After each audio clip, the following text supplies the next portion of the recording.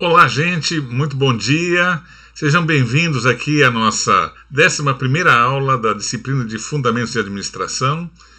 E eu vou soltar nossa vinheta para começarmos a nossa aula. Vamos lá.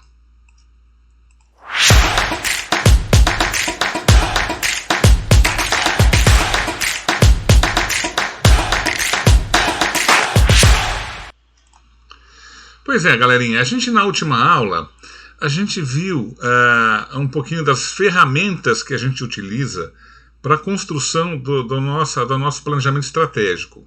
Aí nós vimos SWOT análise, nós vimos matriz BCG, matriz McKinsey, ok? Então essas ferramentas elas nos ajudam muito a gente olhar para vários ângulos do negócio para tomar as nossas decisões para a construção da estratégia. E falei que nessa aula de hoje a gente ia falar de uma pessoa muito especial para quem quer conhecer estratégia com profundidade. Foi um grande pensador e que está deixando um grande legado, não morreu ainda, pelo contrário, está muito produtivo ainda, que é o senhor chamado Michael Porter, que é um dos maiores pensadores, na verdade, de estratégia. Então hoje a aula é sobre ele, sobre os conceitos que ele nos passa. Tá? E para a gente ir fundo nessa questão, é bom que a gente lembre o seguinte: a estratégia de nível de negócio tem como objetivo definir a unidade de negócio que deve competir para alcançar uma posição de superioridade em relação aos seus concorrentes. Então, eu preciso entender, né, como é que eu estou estruturado para poder ocupar o melhor espaço possível. E a estratégia deve competir, na verdade, dentro de cada unidade estratégica, posicionar a organização de forma a possuir uma vantagem competitiva sobre seus competidores. Então, moçada, aquilo que eu sempre falei para vocês, né, o cuidado que a gente precisa ter quando a gente pensa na questão da construção do planejamento estratégico. A base é sempre a gente inicia um planejamento estratégico como tendo um primeiro pilar a nossa vantagem competitiva, tá certo? Se eu tenho, ótimo, tenho que utilizar no meu planejamento estratégico. Se eu não tenho, eu tenho que construir essa vantagem competitiva em relação aos meus concorrentes, ok? Então isso é fundamental a gente ter muito claro no nosso início, na verdade, dos trabalhos no planejamento estratégico. E aí, uma outra ferramenta que a gente vai utilizar é essa, chamado modelo das 5 forças competitivas do Porter, tá certo? Então, ele fala que assim, essas 5 forças atuam todas ao mesmo tempo, né, em qualquer negócio que você for atuar. E você precisa gerenciar e precisa pensar nessas 5 forças toda vez que você for construir sua estratégia. Porque de uma maneira ou de outra, essas 5 forças vão interagir na atuação da tua empresa. Então você precisa pensar, vamos lá, só para citar aqui, na rivalidade entre os concorrentes, no poder de barganha dos fornecedores que vão trabalhar com o seu produto, tá certo? Com a sua matéria-prima, aliás, que vão fornecer para você. Você precisa pensar no poder de barganha dos clientes, que esses vão trabalhar com o teu produto, e o quanto cada um pode interferir, na verdade, no seu negócio, tá certo? Você também precisa estar atento às ameaças de produtos substitutos que podem substituir o seu produto, né? E a ameaça de novos entrantes, porque às vezes a gente está num mercado mais fechado aqui, ou com poucos concorrentes, de repente vem alguém de fora e entra e aí desbalanceia toda a tua estratégia para o ano. Então a gente precisa estar atento antes da construção, da definição da estratégia, tá certo? Então isso que o Porter fala, mas vocês vão ouvir dele agora, tá certo? Então eu trouxe um vídeo aqui que é uma aula inaugural espetacular, que ele fala sobre todos esses conceitos. Vamos lá, vamos assistir parte desse filme e depois a gente continua isso na nossa aula presencial, tá bom? Então vamos lá, vamos ao vídeo.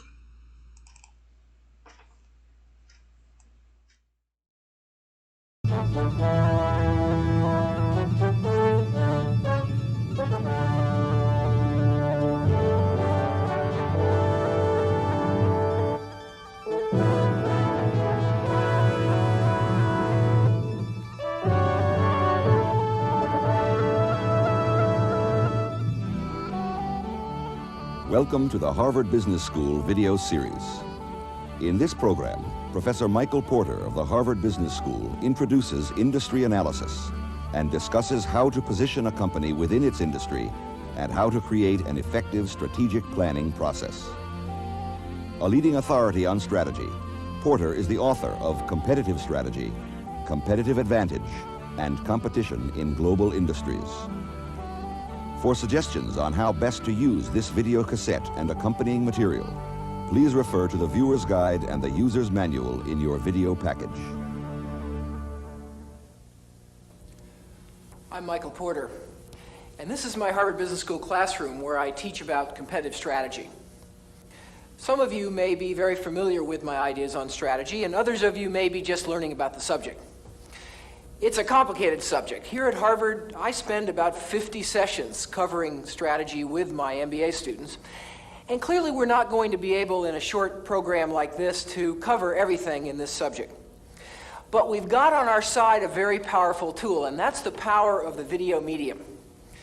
Through this medium, I hope I'm going to be able to give you some of the essential concepts of developing strategy, but more importantly, to take you behind the scenes in a series of industries and important American companies to bring the concepts of strategy to life.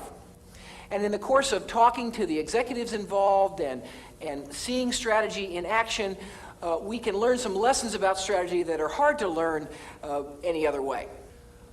What is competitive strategy? Competitive strategy is the positioning of a company in its competitive environment. Now, positioning means more than just product positioning or the marketing concept. It's the total positioning of the company, involving all the functions: production, distribution, logistics, service. The total picture of the enterprise is placing to the competitive environment. Now, how do we go about developing a strategy? Well, in developing a strategy, there are two fundamental questions that we've got to address. The first is the structure or attractiveness of the industry or industries in which we're competing. Some industries are a lot more profitable than others, year in and year out. And we simply must understand why. Because one of the essential parts of developing a strategy is to know how good the game is in which you're trying to compete. The second essential question in strategy is a company's position within its industry. Again, if we look at many industries, we see that no matter whether the industry profits are high or low, companies in the same business have widely different levels of profitability. Some, year in and year out, make a lot more money than others. And any strategist must understand what it takes to be a superior performer in the industry and not be one of the ones that's below average. Both of these questions are vital in developing strategy.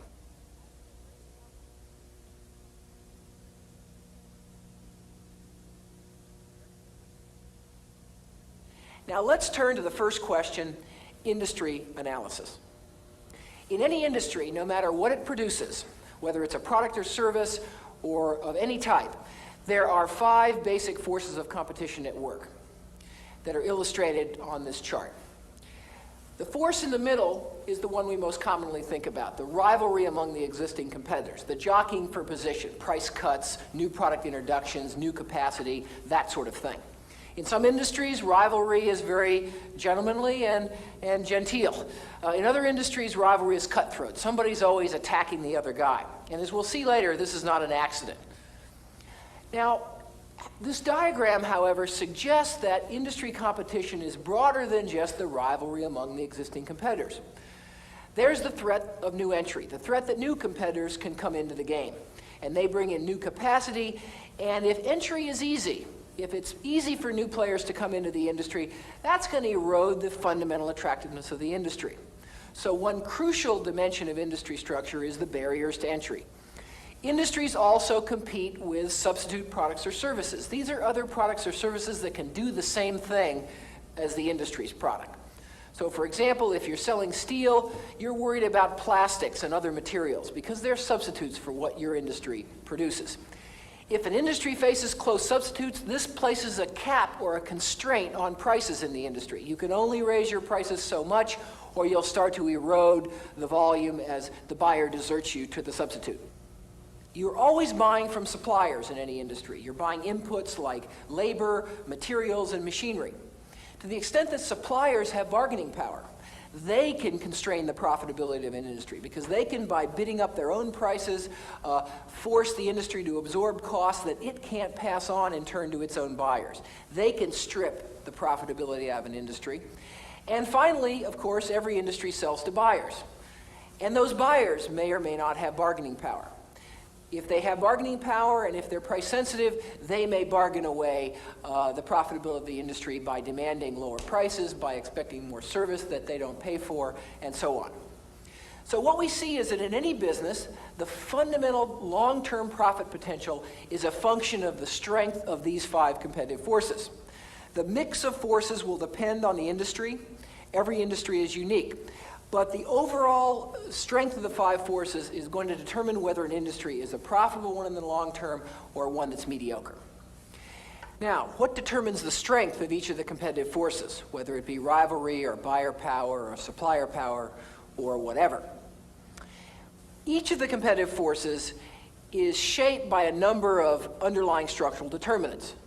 In the case of rivalry, it's things like how fast the industry is growing, how high are the fixed costs, how much can you differentiate yourself from your rivals? These underlying determinants of each force are described in detail in your user's guide. They represent the raw material that you use to conduct industry analysis. To bring these ideas to life, let's take a look at a number of specific industries and see if we can't use this framework to assess their fundamental potential and how it might be changing. The pharmaceutical industry is an $80 billion industry worldwide, and it's one of the most profitable industries of any industry in the economy of any country. The average after-tax return on equity in the pharmaceutical industry has been around 20% for as long as anybody can remember, and very few companies ever have a bad year. Now, why is the pharmaceutical industry such a profitable business?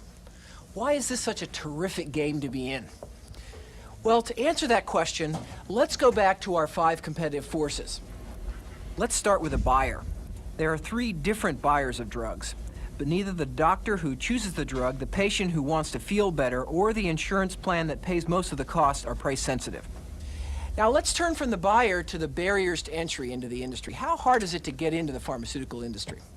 Well, the answer is it's darn hard for 2 important reasons. The first is that in order to get your drug accepted by the doctor, you've got to have thousands of salespeople. They're called detail men in this industry. And they call on the doctor and tell that doctor about new drugs and try to persuade the doctor to try the drug out on his or her patients. And it's very, very expensive to set up one of these organizations, and the doctor is very busy. In addition to a sales force, you need to actually come up with a new drug. You need something innovative to sell to that doctor, and the average cost of developing a new drug today is about $100 million. $100 million just to get into the game. And about $60 million of that is the cost of testing the drug to get it approved by the government, and that takes years. In fact, there's not been a significant new entrant into the pharmaceutical industry since the 1950s, when Syntex entered on the back of their breakthrough in contraceptive pills. Suppliers have little power in this industry. The cost of purchasing ingredients used in making a drug is a small percentage of total cost. Most ingredients are commodities where suppliers have little room to raise prices. There are also few substitutes. Once an effective drug is on the market, it takes years for another therapy to make headway against it. Now, how about the process of competitive rivalry in the drug industry? Well, the process is pretty gentlemanly in this industry. Drug companies don't compete on price. They don't compete on price because they don't have to. The buyer isn't price sensitive. They are able to hold up the prices and compete instead on things like their brand reputation, the quality of their sales force, things that don't erode the profitability of the industry. So the pharmaceutical industry is what you might call a 5-star industry. Every one of the 5 competitive forces is favorable. Let's turn to another industry, the airline industry, with a very different level of performance. For much of the post-World War II period, the airline industry has been regulated, both in the United States and in many foreign countries. And this industry illustrates very well how government can fundamentally affect the structure of an industry. Now, how do we think about the role of government in industry competition? It's tempting to view government as the sixth force, to add to the other five. But from our experience, that's not the best way to look at it. The best way to look at it is to see how government is affecting the other five. And by affecting each of the other five forces, government can either be a positive or a negative for industry competition. Now let's look at airlines. Under regulation, government suspended the structure of the airline industry. Prices were fixed, offsetting any power of the customer. Airlines were not allowed to enter new routes, nullifying rivalry. And new airlines were not really allowed into the industry, in effect, making the barriers to entry unbelievably high. Under regulation, the airline industry's profitability was reasonably good. But deregulation unleashed the fundamental structure of the airline industry and has set in motion a set of forces that have led to very mediocre returns since deregulation took place. Now, barriers to entry are very low. All you need is a few planes and you can enter 2 or 3 cities and you've got yourself an airline. And in fact, dozens of airlines have entered the industry as soon as it was allowed by government. The buyer is pretty price sensitive and is not very loyal. How long will you wait for the airline of choice? 15 minutes, 20 minutes? Customers are willing to switch from one airline to another based on who's convenient, who has the best price. Rivalry is intense. You have lots and lots of competitors with different cost structures, with very high fixed cost. Once you've got an airline fueled and you're going to make the trip anyway, you will cut price to get those incremental passengers. And suppliers to the airline industry have some clout too, in aircraft and some other key inputs to the industry. So once government gets out of the airline industry structure, the underlying structure goes to work, and that structure is not very favorable, and the profits reflect that. Now, we've seen how to analyze an industry by looking at the 5 forces. And we've seen how some industries are fundamentally more attractive than others, and profitability reflects that. But industries are not static. Industry structure can change. It can change either for better or for worse, for 2 basic reasons. First, environmental forces, like new technology, can shift the structure of the industry. And companies, through their own strategies, also have the power to shape industry structure. How do we analyze industry structural change? Well, once again, we use the 5 forces. An industry trend or a competitor development is significant for future industry structure if it affects one or more of the 5 forces. Now, to understand how this works, let's go back to the pharmaceutical industry, that gold mine I talked about earlier. In the pharmaceutical industry, there are 3 important changes that threaten to undermine that tremendous profitability of the industry. The first has to do with the buyer. Remember that buyer who didn't care about price? Well, that's starting to change. There's increasing pressure on cost control. It's coming from the government. It's coming from the insurance companies. It's coming because the cost of drugs has increased twice as fast as the consumer price index in the 1980s. Now, this increasing pressure for cost control is leading to the second important change in the industry, and that's the emergence of so-called generic drugs. One of these babies. A generic drug doesn't have the brand name of the manufacturer, but has the identical chemical composition. It's therapeutically equivalent. And once a drug goes off of patent, as many have, it's legally possible for the drug to be imitated by another manufacturer. Now, increasingly, the government is legislating that doctors have to prescribe a generic, not the brand name of the manufacturer. The third important change in the pharmaceutical industry is the emergence of biotechnology. Now, biotechnology is a whole new way of doing research on drugs. But let's think about the impact of biotechnology on the structure of the pharmaceutical industry. It's doing a couple of things. First of all, it's reducing the cost of developing new drugs, lowering the barriers to entry. And in the process, whole new companies like Genentech with entirely new skills have an opportunity to enter this industry for the first time in decades. Now, these three changes, cost containment, generic drugs, and biotechnology, are all undermining the structure of the pharmaceutical industry. And unless drug companies can react or respond, the average profitability of that industry is likely to go down. But it doesn't always work that way. In some industries, structural change is positive. Now, let's return to the airline industry and discuss three important changes that are occurring in that industry that have the promise to fundamentally improve the industry that's been so difficult and so competitive for the last decade. The first important change is the so-called hub and spoke route system. Now, by having a lot of flights coming in and out of the same city every day, in a very coordinated way, an airline could get major efficiencies in operations, in marketing, and a number of other aspects of the business. The effect of the hub and spoke system was that airlines have started to compete on the basis of hubs, not on every individual flight. And this has also raised the barriers to entry into the airline industry. To get into a city now, you have to offer enough flights to compete with that airline who has that city as a hub. Another force changing the airline industry is the emergence of sophisticated management information systems. An airline is involved in hundreds of millions of transactions every day, fares, schedules, tickets, and modern computer technology has revolutionized the way all this can be done. It's allowed it to be automated. The problem, though, is that it takes millions, and if not hundreds of millions of dollars for an airline to develop this kind of sophisticated technology. And this huge investment has substantially raised the barriers to entry into this industry and given a new lever for some airlines to outdo others. The final change in the airline industry that's going to improve the industry structure is the so-called frequent traveler programs, where airlines give free travel to passengers who accumulate miles on their airline. Now, what are the airlines trying to do with frequent traveler programs? You'll remember that one of the crucial problems in the industry is that it was hard to differentiate. One airline was perceived as the same as another.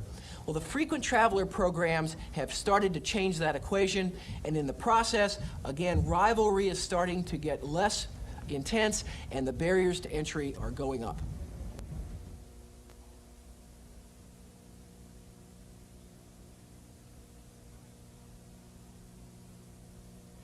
Now, we've seen a number of industry examples spanning very different types of industries. What should we have learned about industry analysis? Well, first of all, we should have learned that industry analysis is the starting point of any strategy.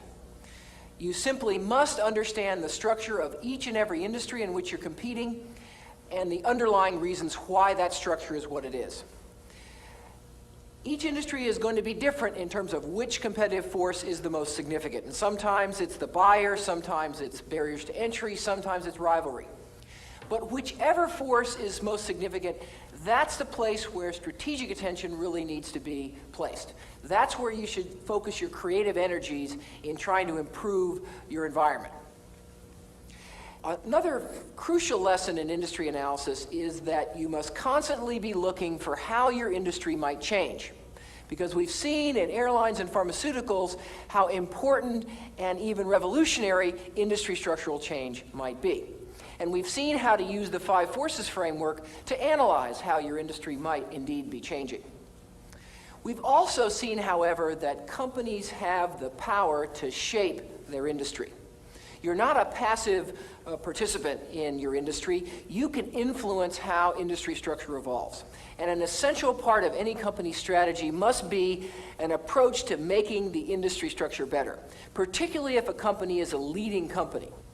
But the final lesson is that there's a flip side of all this, and that is that companies can unwittingly destroy their industry just as easily as they can make it better. Many companies, by not thinking through the implications of their strategic moves, will go down a strategic path that undermines the industry structure, that makes the 5 forces worse. Any strategic move of any sort must constantly be tested against its impact on the fundamental structure.